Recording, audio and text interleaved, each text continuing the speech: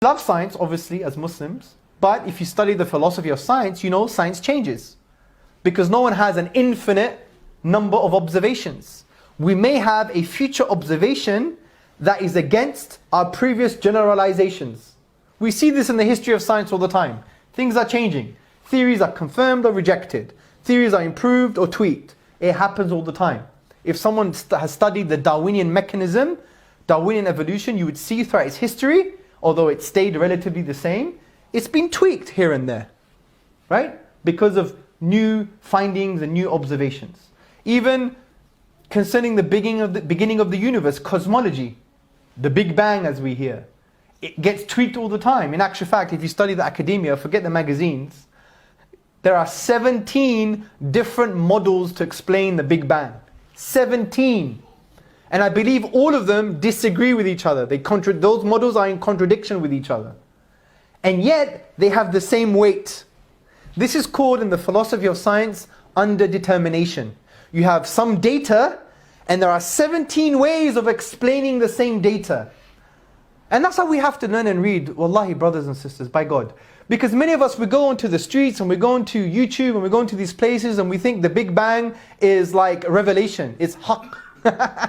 You know, there's no other way of looking at reality. The Big Bang, bro, didn't you hear? Dr. So-and-so spoke about this, right? And if he said it, it must be true. And look, the Quran says it true.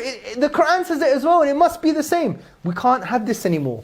We live in a globalized world. The internet is very, very open for everybody to see. And people would see what you're saying, and they would say, you don't know what you're talking about. And we don't, unfortunately.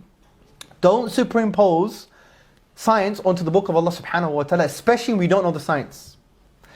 And when you go into the science, it's not even based on anything absolute. As we said, the Big Bang, there are 17 competing different models to explain the same data. But why do we go out there in the public realm and we basically portray ourselves as saying, this Big Bang, this version is absolutely true, and my interpretation of these verses are absolutely true? Both is wrong.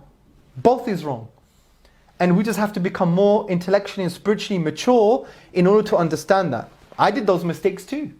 I've gone through this journey. So we have to consult our ulama, our scholars, consult our classical tradition, because they were always very wary when people were superimposing science from the book of Allah subhanahu wa ta'ala, because science is limited knowledge. The book of Allah, the knowledge of Allah is unlimited from that point of view. Allah has the picture, we just have a pixel. Think of a jigsaw puzzle, it's all together. Allah sees the whole picture. We just have one piece. And we think from our arrogance that that piece is everything. We need to relax. And always say, just like the ulama said, and Allah knows best.